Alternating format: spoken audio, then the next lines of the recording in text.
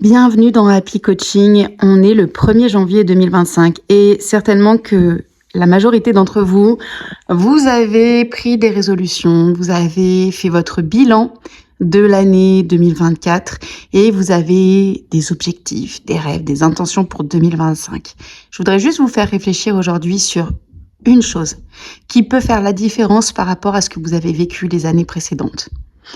On minimise trop souvent la force que peut avoir le fait de viser un seul goal, un seul objectif, une seule intention.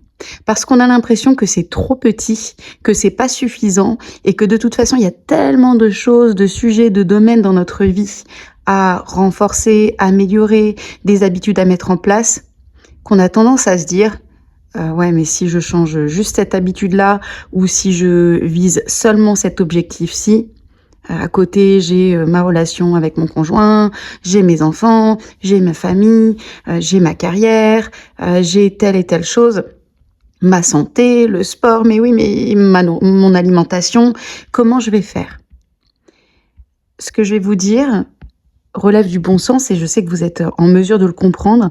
Simplement, dans l'absolu, c'est compliqué à mettre en œuvre et à se concentrer dessus parce que justement, pour toutes ces raisons, on est appelé par toutes ces envies d'aller viser nos différentes envies, besoins et même ces choses qu'on se dit qu'on devrait faire ou qu'on devrait vouloir faire. Il y aura beaucoup plus de force pour vous et beaucoup plus d'évolution dans votre vie si vous vous concentrez, si vous mettez votre focus sur une chose, un élément de votre vie que vous devez absolument et que vous avez très envie de renforcer, de travailler, de développer. Parce que ce qu'on oublie souvent, c'est qu'en allant vers cet objectif-là, il y a toujours des répercussions sur les autres objectifs, sur les autres aspects et domaines de votre vie.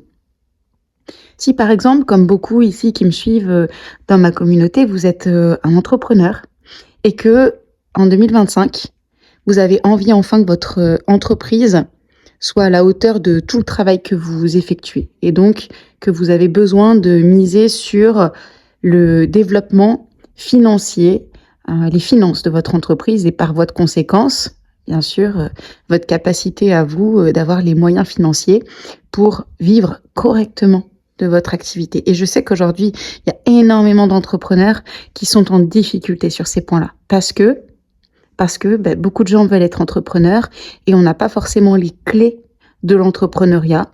Et puis, en fait, c'est aussi ça. C'est qu'on travaille sur tout plein de domaines en parallèle.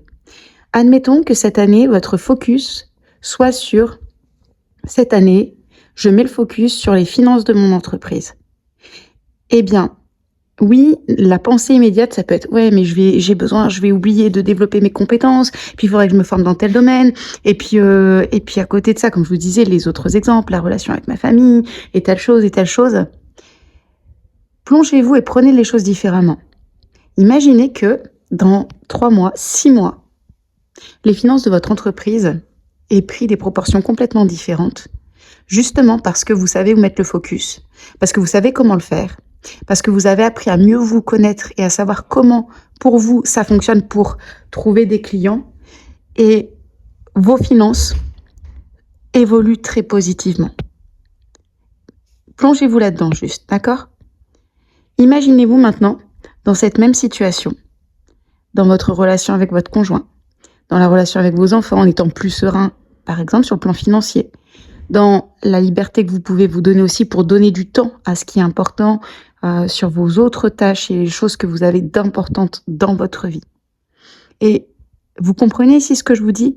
Le poids et l'importance d'un seul goal par rapport à tout ce qu'on a tendance à mettre. Même, imaginons, vous améliorez vos finances dans votre entreprise, je reste sur cet exemple, mais ça pourrait être autre chose.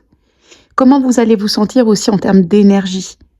Comment ce sera certainement plus facile pour vous et plus motivant d'aller faire du sport parce que vous avez l'esprit plus léger, vous n'êtes pas en souci de vous dire mince, j'ai toujours pas réussi à trouver des clients et comment je vais faire pour payer mes factures, ou bien pour votre alimentation. Souvent, il y a beaucoup d'aspects d'alimentation émotionnelle parce qu'on est stressé. Donc, choisissez plutôt de mettre votre focus sur cet aspect hyper important que vous devez, celui qui est le plus impératif pour vous dans votre vie aujourd'hui. C'est un message qui est clé et n'hésitez pas à mettre en commentaire quel est le domaine sur lequel vous allez en priorité positionner votre focus pour cette année. À très vite dans Happy Coaching.